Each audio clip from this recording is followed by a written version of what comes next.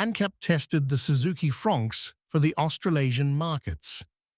The Fronx for the Australasian market only received 1 star, a dismal star.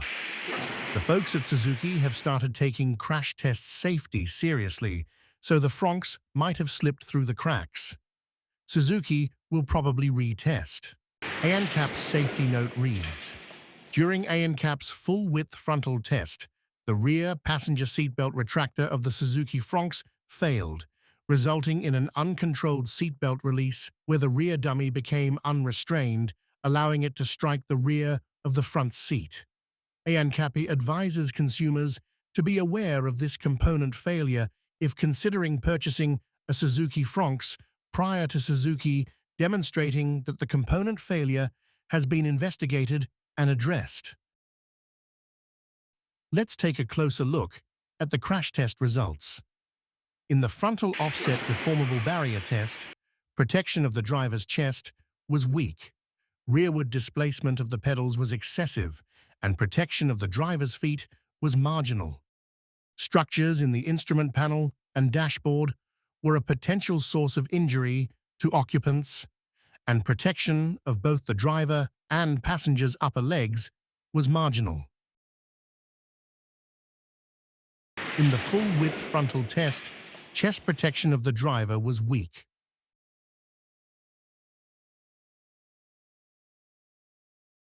Protection of the rear passenger chest was poor, with high chest deflection and high seatbelt load. In addition, the seatbelt retractor for the rear passenger failed and allowed excessive forward movement of the rear dummy, with head protection assessed as poor. In the oblique pole test, chest protection was marginal.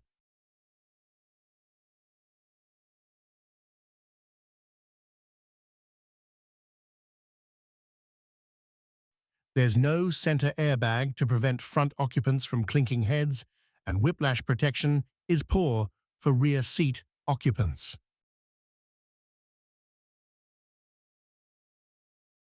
The Fronx does not have seatbelt pretensioners for any rear seats.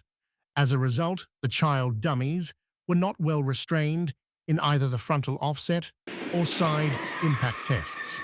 In the frontal offset test, protection of the head and neck of both the 10-year and the 6-year dummies was poor. Protection of the chest was assessed as weak for the 10-year dummy and marginal for the 6-year dummy.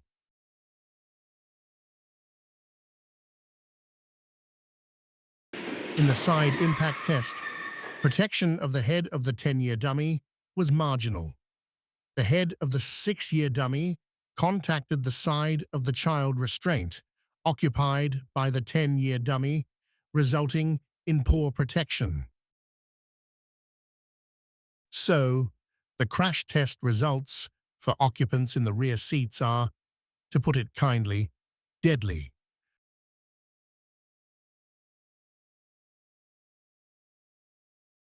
This, coupled with the increased crash safety risks of small cars when colliding with larger cars, makes this results even more troubling. The smaller car is driven backwards.